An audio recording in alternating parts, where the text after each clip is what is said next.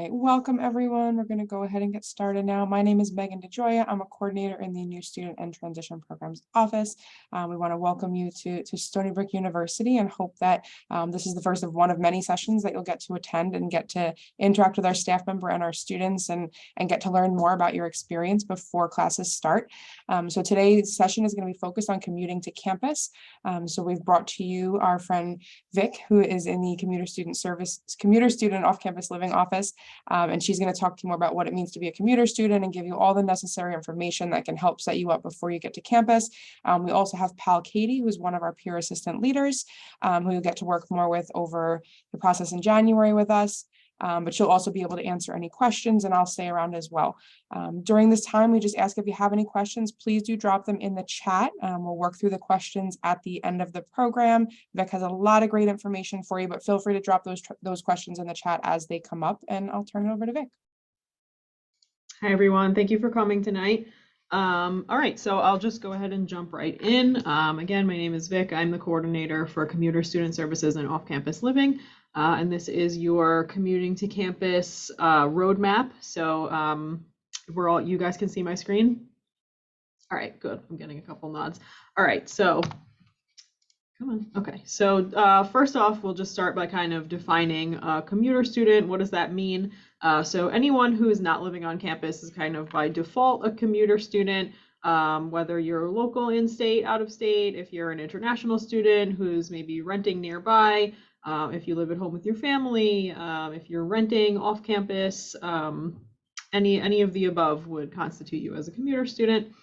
Our commuter students commute from all sorts of distances. There are students who are super local who walk to campus. There are students who painstakingly take a 2-hour train ride from varying areas in the city to get here every day, and we appreciate them for that. So Stony Brook, about 50% of our undergraduate population is comprised of commuter students. So it's a really large group of people on campus. Commuters are equally engaged in academics and in social activities just as much as their resident peers. They're really involved and invested students. We have a lot of commuter student leaders called commuter assistants, which we'll get into a little bit later in the presentation.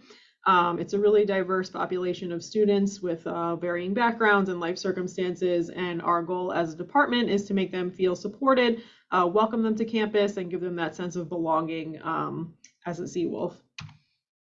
So this is Commuter Student Services and Off-Campus Living's sort of mission statement here. I'll just quickly read that to you so you can get a sense for what we stand for as a department. So Commuter Student Services and Off-Campus Living is committed to offering support, programming, resources, and outreach targeted towards students who do not reside on campus. We orient commuter students to Stony Brook University and the local community and provide them with the tools they need to be successful both on and off campus. We seek to help you, the commuter student, become an active participant in campus life so that your experience at Stony Brook is truly satisfying and enriching. So just kind of a quick overview of some of the programming and outreach that we do. One of the most popular events that we host alongside the Commuter Student Association, which is a really big commuter club here on campus, is the drive-in movie. That usually happens once in the fall semester and once in the spring. It's a really fun event. Definitely would recommend checking it out. We have Commuter Appreciation Month, which is pretty much what it sounds like. It's a month dedicated to showing our appreciation to our commuter population. So there will be varying events throughout that month. We do a lot of like giveaways and fun stuff like that. We just had our Cookies and Cocoa social. That was really nice. Again, pretty much what it sounds like. You guys can come in and hang out. There will be cookies and hot chocolate. You can study, you can hang out with your friends, stuff like that. We have our Commuter Connections every month during the semester, which is a free breakfast for commuters. It's usually bagels and coffee. We have been hosting that now in our newly renovated Commuter Lounge, which is a really great space to study, to hang out. Would definitely recommend checking it out. It's in the Melville Library on the first floor. And we have tons of other things that go on during the semester. It's too many to list really, but I would definitely recommend downloading the Cork app and checking out SB Engaged, which is essentially a platform where you can find any and all things happening on campus. The Cork app is just the mobile version of SB Engaged. to keep yourself informed of all the cool things that are going on. You can keep track of what we're doing as a department, events geared toward commuter students and things like that. So definitely would highly recommend the Cork app, CORQ. And it's free to download, by the way, on any system, iOS, Android, whatever you have. You can just download it for free. This is our Instagram handle, SBU Commuters. We're very active on social media. Would recommend giving us a follow if you're interested in finding out a little bit more about our department and interacting with our student leaders, seeing the events that we have going on. So definitely give us a follow at SBU Commuters. We do have some newsletters that go out. We have our Stony Brook Campus Connect Commuter Edition, which is all things commuter. We send that out to our commuter population to keep them updated on things that are going on around campus, events that might interest them, important information and things like that. Then we have our non-traditional student and adult learner newsletter, which is similar, but it's more geared toward those populations. So, older students who are continuing on their education, anyone that falls under the non-traditional umbrella. So undergraduate students over 24, military students, student parents, etc. So we also, a big part of what we offer as a department is off-campus living support and resources. So on our website, stonybrook.edu/off-campus living, you can find a lot of really great information and resources. We have some local services listed. We have apartment complexes and rental listings that you can browse. We have safety resources, things to look out for if you're renting for the first time. We have a renter's checklist. So if you've never rented before, that's a really great place to start when you're kind of going through apartments and houses and thinking about, your needs and things that you should have and, red flags to look out for, etc. That's a really good resource to use. You can submit roommate listings, you can browse for roommates. We also sometimes have a legal clinic on campus. I believe it runs monthly during the semester. So if you are renting and you're finding yourself in a situation where you're not sure if something that your landlord is doing is maybe not legal or some situation is making you uncomfortable, you can contact us and we'll refer you out to the legal clinic. Okay, and these lovely people here are our commuter assistants. You heard me mention them a little earlier in the presentation. So commuter assistants, in a nutshell, are student leaders, pretty similar to, PALs and OLs, but they're really more geared towards the commuter student experience and making sure that the commuter population feels like they have that sense of belonging, like they're being pulled into the community. So they're really dedicated to the commuter experience in that way. And they have a really cool video that they put together that I'm going to play for you that will give you a much more in-depth view of, the scope of their work and what they can offer you as an incoming commuter. So I'm going to play that for you now.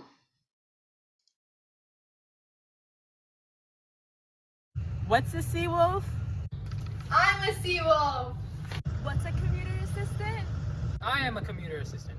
What's up, guys? My name's Hirsch. I'm a senior. I'm a psychology major. My name's Taylor. I'm a junior and I'm an English major. And I'm Nick. I'm a senior and I'm an EVH major. And we're commuter assistants. You guys might be wondering, what are commuter assistants? Well, commuter assistants are a tight-knit group of student leaders on campus that help you commuter students acclimate to campus. Whether you're a first-year student or a transfer student, we're here to answer any questions you might have. Whether it's where to find your classes, where to park, how to get involved, or anything else you might be interested in. We also host a variety of events to help you meet other new students and learn more about resources available on campus.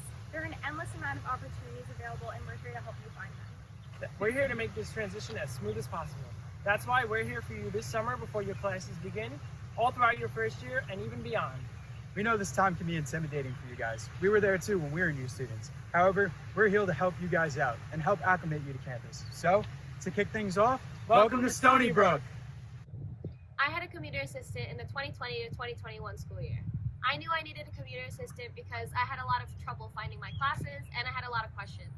My commuter assistant was always there to support me and answer any of the questions that I had. My commuter assistant gave me a full tour of campus and was able to introduce me to new clubs and organizations that I didn't even know existed. I think that the CA program would help any incoming student just like it helped me. As a returning non-traditional student being away from school for years, Participating in the commuter assistant program was a great idea for me. It helped me to start the semester off with a built-in friend, a friend that can answer any questions I had as they come up, and even answer those I didn't think to ask. I feel like had I not participated in the commuter assistant program, I'd be wandering around campus to this day trying to figure things out. So being a transfer student was definitely a difficult time, especially during a pandemic. And so, during my tour at Stony Brook, one of my orientation leaders said, why don't you check out the CA program? So when I got home, I did. I opened my computer, requested a CA, and they got back to me immediately, which was great. And I got my CA, and that was the best decision I ever made. He made my transition at Stony Brook very easy, smooth, and stress-free. And, wouldn't have been a great year at Stony Brook if it wasn't for him. I first got involved with the CA program over the summer coming into my first year of college because I'm an out-of-state commuter. I was matched with my CA and she reached out immediately and we did a Zoom call and she went over important campus resources and we even met up over the summer and she gave me a campus tour and explained the bus system, which was a great help. And then even over the course of the semesters, I knew she was there and available to reach out to if I had any questions or concerns, and she would either reply with a quick message based on if I needed it or not. And overall, it's been such a great program, and I would strongly encourage you to check it out. Now is the perfect time to request your commuter assistant. Just pause the video and scan the QR code, or visit our website and fill out the commuter assistant request form. The form will ask for some basic information, and you'll be provided a link to look at our commuter assistant video bios. Our video bios will give you a glimpse of who we are and what we're into. We encourage you to choose someone based off similar interests, a common major, or just through our charming personalities. After taking a look at our bios, simply email us your top 3 choices. Once you submit your top 3 CAs, we'll pair you up right away so we can get the ball rolling. You can go ahead and ask whatever question you want, or get a personalized tour of Stony Brook campus. We want to make sure this becomes your community. So let us help you make the most out of your first year here at Stony Brook. So set yourself up for success and request your CA today. We are so excited to welcome you to the Seawolf family, and we can't wait to help make Stony Brook your home away from home. So fill out that interest form! Hi, I'm Nick. I'm a commuter assistant and I like to skate and play hockey. Hi, my name is Jenny and I like to draw in my bullet journal. Hi, my name is Afia and I love all types of photography. Hi, my name is Peter. I love to play the guitar and I also happen to have my own custom guitar business, and I built this one. Welcome to Stony Brook!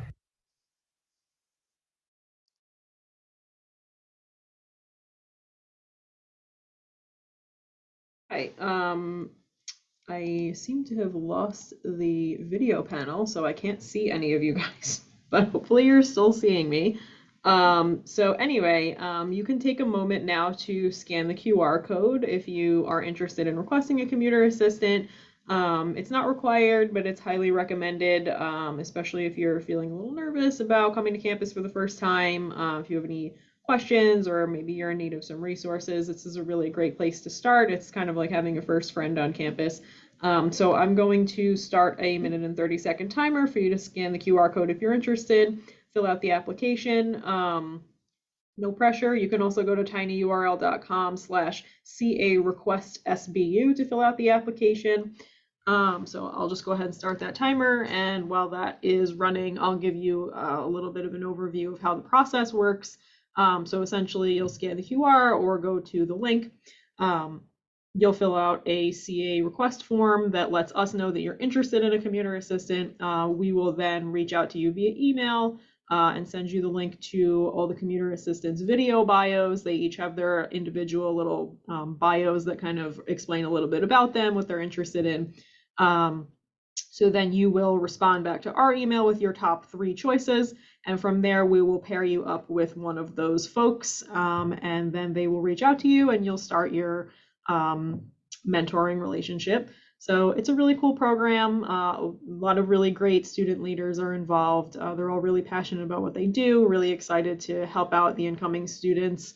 We've had a lot of really positive feedback over the years with this program. And again, it's a really great place to start if you're in need of some resources or in need of a friend on campus. We host a lot of events that are specific to the program. So we have a lot of commuter assistant and mentee based events. We call those students that are paired with the commuter assistants mentees. So, you know, we most recently had our commuter assistant and mentee Friendsgiving. That was a really great event. Everybody got together, had a meal, played games. It's really fun. It's a great way for you guys to connect with other commuter students as well, and make some new friends. So with that, I'm going to continue on. Again, if you want to do this later, you can scan the QR code and save it, or you can just go to tinyurl.com/CA request SBU, and you'll have another opportunity towards the end of the presentation. If you didn't get to do it now, you can scan the code later on. So parking and transportation, if you are going to be driving to campus, there is a requirement to have a parking permit. There are two different kinds of permits that you can have. One of them is just the regular basic permit that doesn't cost you anything. You would go to stonybrook.edu/parking and fill out an application for a parking permit. It's pretty simple. I think all they need is like your name and license plate number. It's pretty straightforward. You can pick it up here at Parking Services in the Union on the 2nd floor, or they can mail it to your house, whatever is most convenient for you. So with the general parking pass that is free, that will allow you to park in our largest commuter parking lot. It's formerly known as South P parking lot, but it has recently been updated to be called lot number 40. So if you hear lot 40 South P, it's the same thing, same parking lot. It's just got a different name now. It is our largest commuter parking lot. The only caveat with that is that you can see from this larger map here that it is located a little bit far away from the main central part of campus here. So to help you navigate that, there's a shuttle bus. Well, there are numerous shuttle buses that come in and out of that lot every few minutes or so that take you to different locations around campus. One of the buses goes to the hospital side. The other goes more central to campus near the Student Activities Center. And they run every few minutes. So you would park your car and then just get online for the bus, and they will shuttle you back and forth between the parking lot and campus, and vice versa when you need to get back to your car later. There is an app that I would highly recommend you download called Double Map that will show you the comings and goings of all the buses on campus, so you know where to go to catch the bus that you need and what time to expect the buses to arrive. So aside from the general parking pass, there is something called commuter premium parking. There is a cost incurred with that parking pass. Somebody correct me if I'm wrong, I believe it's $100. That parking pass will permit you to park in premium lots. So essentially it's just parking lots that are a little bit closer to the center of campus. One parking pass is not necessarily better than the other. It's really just a matter of preference for you. If you want to spend the money to, you know, be able to park a little bit closer, totally up to you. You're not required to do that. You can get yourself just a general parking pass and park in South P. It's very easy to park in South P. Students don't tend to have too much of an issue with that. Again, the shuttle buses come every few minutes. So there will pretty much always be a bus there waiting for you. There is, as far as I know, a waiting list for premium parking, so you're not necessarily guaranteed to receive it. But again, stonybrook.edu/parking, you can apply for whichever pass you feel is appropriate for your needs. If you don't receive the premium parking and you applied for it, I believe they'll just automatically generate a regular parking pass for you, one that you don't pay for. So just to reiterate, stonybrook.edu/parking, that's where you'll go to apply for the permit that you need. This again, just to reiterate, the Double Map bus tracker app, again, totally free. You can download it on any system, iOS, Android, whatever you have. It's super easy to use, and that'll just allow you to keep track of the buses. We also have something that I just like to highlight called the Residential Safety Program. If you find yourself on campus, maybe late at night or in any circumstance really where for whatever reason you don't feel comfortable walking from point A to point B by yourself, you can message this number at all hours. It's 631-632-WALK. Message them, let them know where you're at. and somebody in a vest will come and find you and escort you to wherever it is that you need to be on foot. So it's really just like a walking buddy if you're uncomfortable for whatever reason, walking from point A to point B by yourself. Again, 631-632-WALK. So lockers, storage is available in the Melville Library, in the commuter lounge. Again, that's on the first floor of the Melville Library. Brand new renovated space, really awesome. Even if you don't need a locker, definitely check it out. It's a great lounge area. You can study in there, hang out with your friends, do whatever you need to do. Very beautiful. So anyway, the lockers are located in there. They are available approximately 22 hours a day. The lounge space does close for about 2 hours in the middle of the night. I believe it's like from 2 to 5 a.m. or something like that. So generally it's always open during, waking hours. So you shouldn't really have too much of a problem getting in there. They just close to do like cleaning and, general maintenance and stuff like that. But then they open right back up again. There are also lockers located on the lower level of the Student Activity Center near the Island Federal Credit Union Bank. Hours for that are subject to change. If you want more information about the lockers, it's stonybrook.edu/FSA.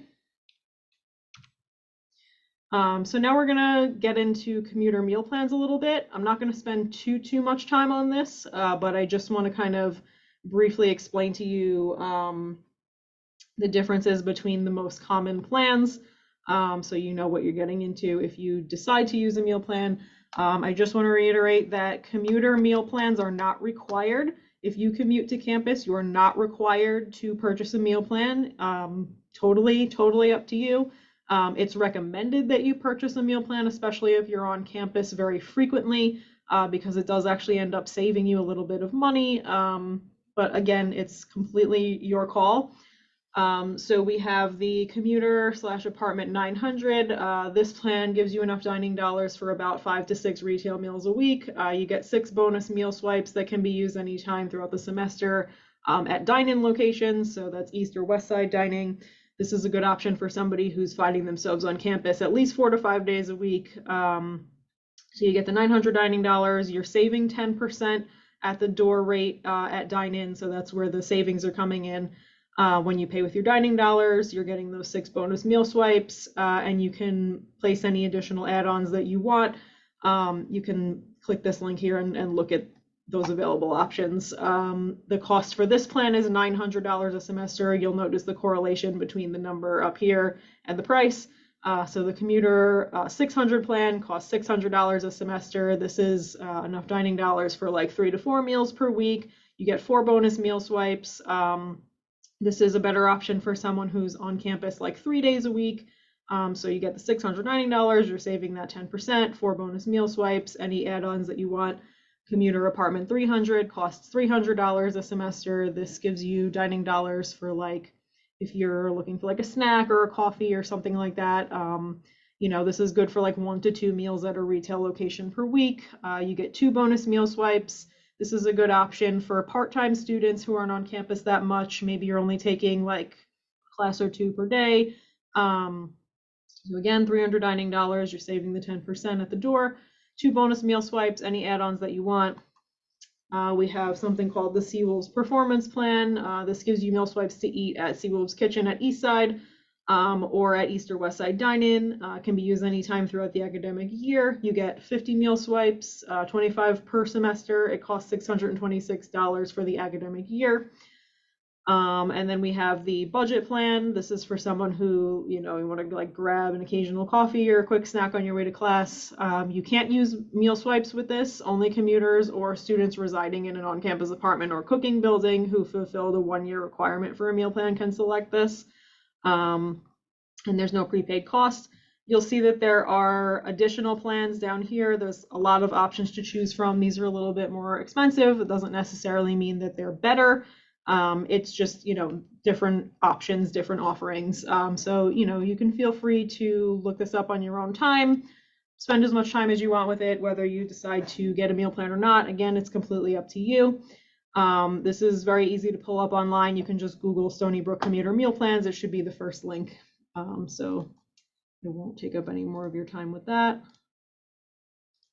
All right, and if you want to connect with us, we're located in the Stony Brook Union on the second floor. We're in Suite 205 in the Student Life Suite. Our email address is right up here, commuter_services@stonybrook.edu.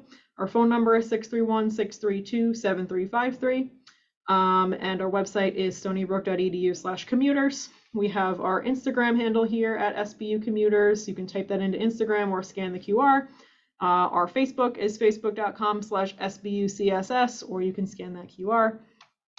And then here again is the QR code if you would like to request a commuter assistant. You can scan that or go to tinyurl.com/CA request SBU. So with that, that's the end of my little spiel there. So if anybody has any questions for me, I would be happy to answer those for you. I don't know why I can't find my Zoom. I can't see any of you, but I'm really hoping that everyone is still hearing what I'm saying. Yeah, we can still hear you loud and clear. Okay, because I can't see any of this. I don't know what's happening. Sorry.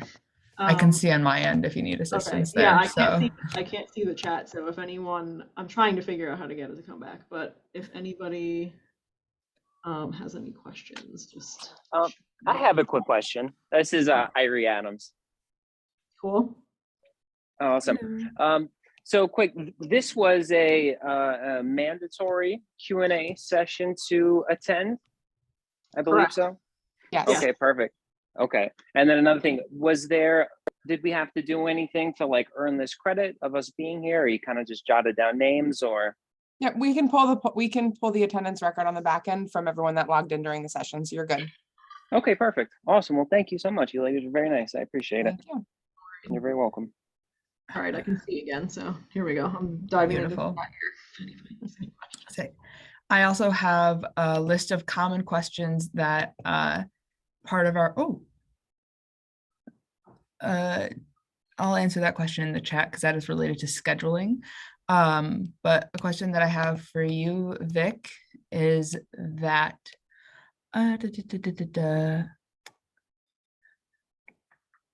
where can commuters eat on campus, especially if they don't have meal swipes to get into the East or West Side dining? So you can pretty much eat anywhere, I believe, except for dine-in. You can use your debit or credit card. Some places don't accept cash, some do, but debit or credit card works just fine anywhere. You can eat at the Starbucks. You can do East or West Side dining, the retail little restaurants that they have. So you're pretty much fine to eat wherever you want. Just correct me if I'm wrong. I don't think you can use dine-in. I think that's meal swipe only, correct? You may be able to use dining dollars. I was just asking mainly about like where else on campus you can eat. You can use dining dollars or Wolfie Wallet to pay to enter the unlimited dining, which is in West and East Side dining. However, you could also use your dining dollars pretty much at any retail location. As a staff member, I have used a credit card at a dine-in location. Oh, okay. I never have, so I wasn't sure. Okay, good to know. How many placement exams are there? Katie, do you, I see. Yeah, does it depends on, okay. If you have questions about advising or academic success, I strongly recommend that you also can join us for our academic success Q&A that we're going to have later on. And you can also reach out directly to your specific advising department. So if you're a transfer student, you can always ask ATAS if you have any questions about advising. And that's our transfer and advising services office. And then if you're an incoming first-year student, you can reach out to your respective undergraduate college once you've been assigned an undergraduate college. So that's as well. And yes, once you complete the online orientation modules, you should complete those as soon as possible. Coming from the orientation office, I strongly encourage completing those. I would also recommend that at this point, everyone is checking their emails on a daily basis. You might be getting emails from your advising area, you might be getting emails from our office or other areas on campus with important tasks that help to allow us as staff to get you up and running and get your schedules going and complete all requirements and whatnot. So I would encourage you to be checking your emails every single day. That way you're staying on top of anything that is influenced with a deadline on helping you get set up here. All right, let me pull up my common commuter questions again. So are there any Suffolk County bus stops on campus? And is there a discount for commuter students for these bus tickets? I don't know if there's a discount. I know that there is not one for the train. Katie, I don't know if you want to correct me. I don't think there's a discount for the bus for transit. The Suffolk County Transit on the weekends is free on Saturdays. I know that for certain. When I lived on campus, I took the bus to the mall a bunch. And I believe during the rest of the week, there are 50% off. So they should be half off during the week. Nicole asked if there are handicap parkings, and if so, are the spots closer? Absolutely, yes. There is handicap parking in all the parking lots, and generally, yes, they're right in front of the buildings.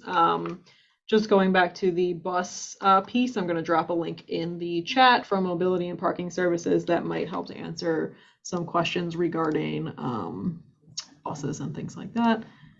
I have a follow-up question to that, and that's just if you know this, Vic, just because I'm curious and I've always wondered this. The handicapped, they can park in any handicap spot on campus, right? Or do they have to? Are they only able to park in a handicap spot within their parking tag? I would imagine any handicap spot. Yeah, I believe any, yeah, as long as they have the Yes, a handicap parking pass is a handicap parking pass. It's not related to the additional passes that we use. I just wanted to make sure because there are handicap parking pretty much everywhere on this campus. So I just wanted to double check. So thank you for that, Vic. No worries. I will say this, the first time you get onto campus, I would recommend traveling probably 30 minutes to an hour in advance, just for your own comfort and peace of mind. That way you can navigate your parking space in relation to the buildings that you need to get to if you're taking the bus, just to kind of put yourself in a successful place the time that you do arrive on campus. So just some things to keep in mind if you are traveling a far distance in your car. Definitely account for some traffic. There's only a few entrances to get on and off campus, so that does lead to some traffic. And it can be a little confusing if you are navigating certain parking lots just for the first time, because there's only so many roads. And then there's, the buses and everything like that. So definitely set yourself up for success, plan to get here early. You can always come into the Union if you did get here too early and everything went smooth. Come hang out in the Union. There's lots of comfy couches. You can go check out the dining areas, but definitely that first week, allow yourself some extra time to get here. To say, as a first-time commuter student this semester, I mistakenly did not do that, and I was late quite a few times, not only to my classes but to the job I currently work. So strongly recommend getting here a little bit early, especially because you're not only running on the time of the traffic, but you are running on the schedule of the buses. So I've learned pretty quickly within my commute. I know that every time I get here at 8:45, the east bus that takes me to the east side of campus will be there. The school buses are completely free. You don't have to pay anything for them. They are provided by the school. In those tuition and fees, you'll notice a transportation fee. That fee goes towards making sure that all of our buses and transportation run smoothly and that it can run on time. All right, we have another question from Khan. So would a commuter assistant be helpful in figuring out routes and transportation schedules relative to your location in order to get to campus? So they can give you personalized tours. If you give them your schedule and tell them kind of what your needs are, they can definitely help you figure out what the best course of action for you would be.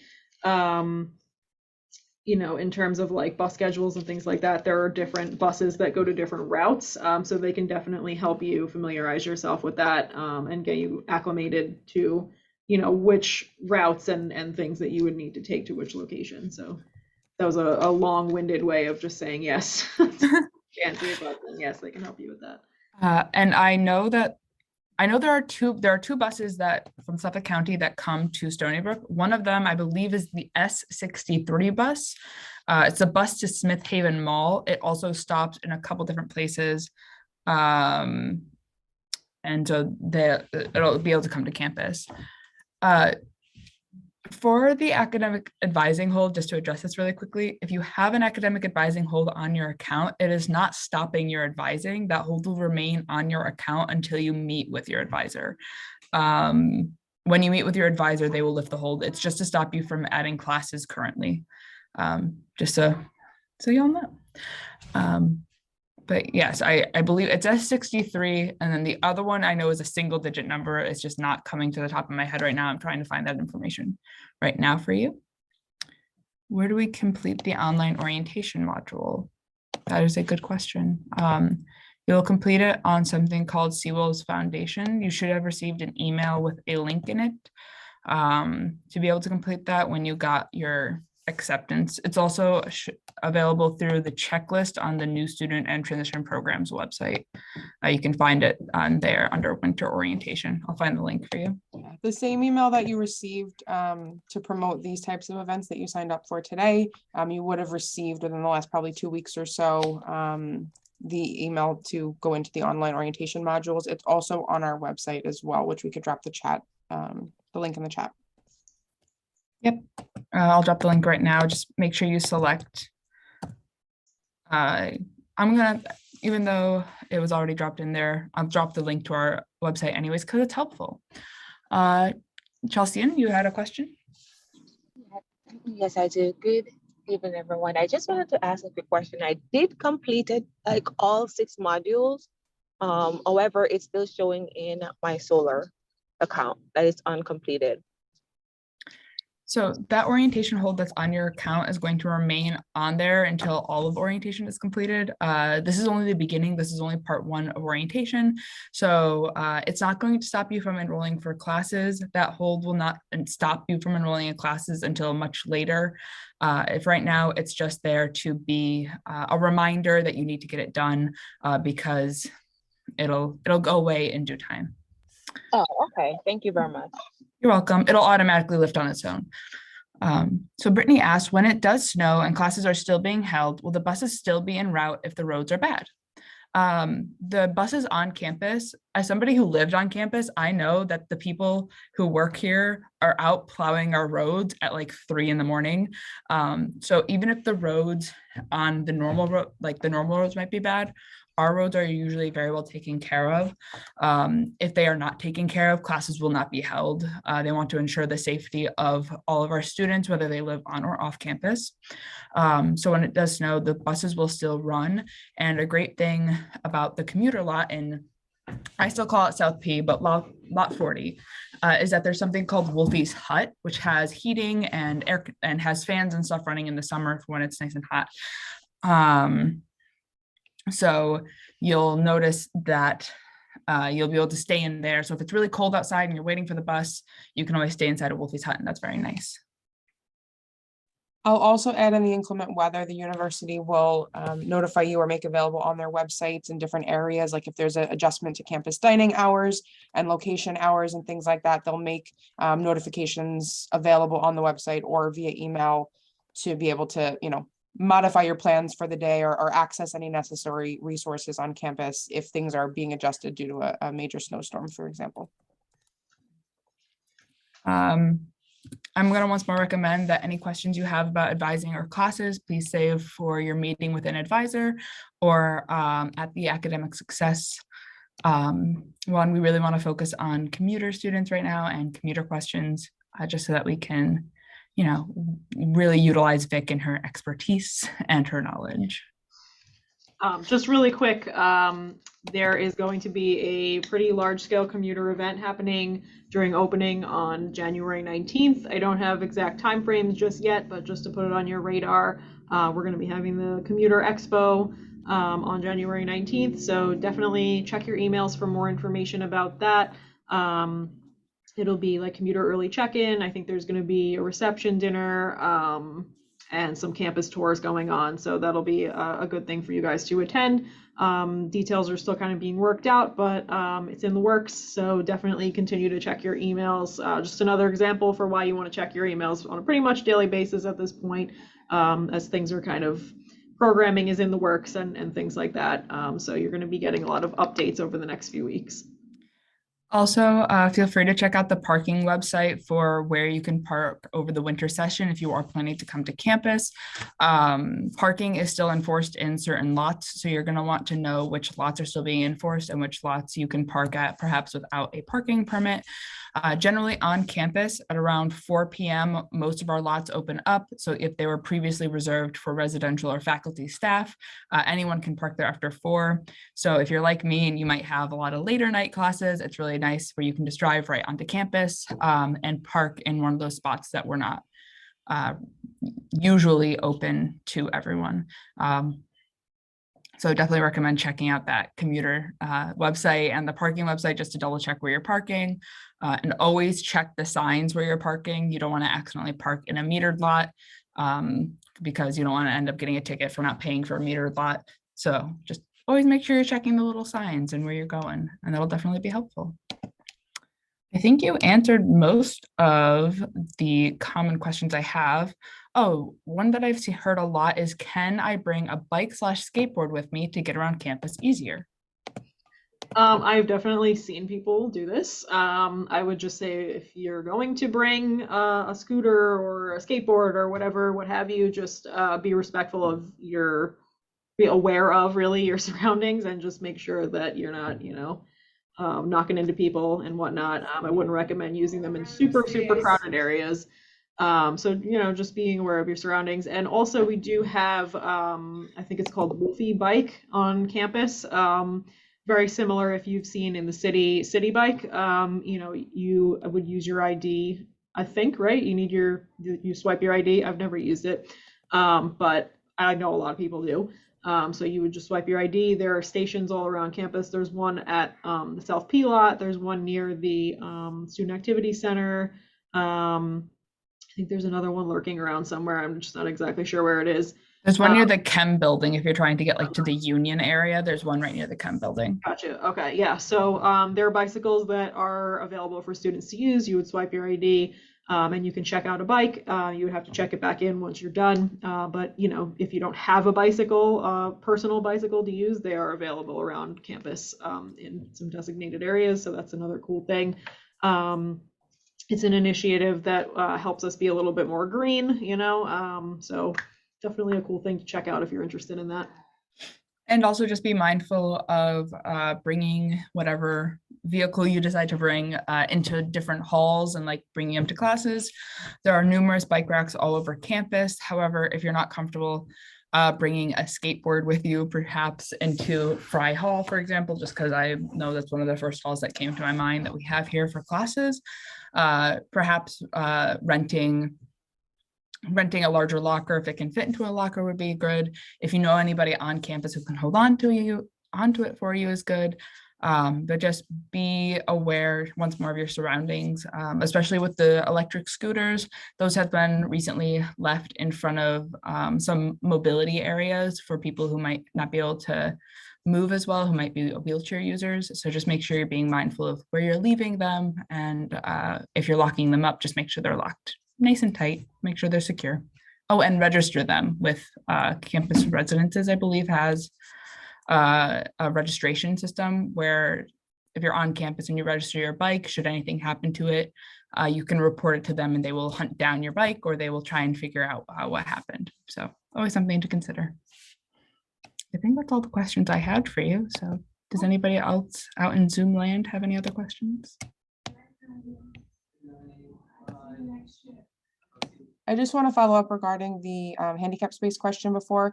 I have used those spots before during a temporary handicap that I had, and I did have a staff permit with it, so I didn't have any issues, and I don't imagine that you will, but I would encourage you to check in with parking services if you do anticipate using handicap parking spaces, just to make sure your car is still registered on campus, and that you don't have any issues. And you could also help find out where those parking spaces are, and you can strategize your ability to get around campus. We also have the Student Accessibility Support Center that can help with temporary or other special needs that might be acquired for students to help navigate the campus. I'll put that link to their information in the chat. Just about to say that.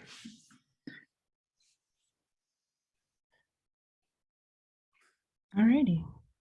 Any closing remarks, Vic? No, I think I pretty much covered it. I'm really glad that all of you came tonight to the session.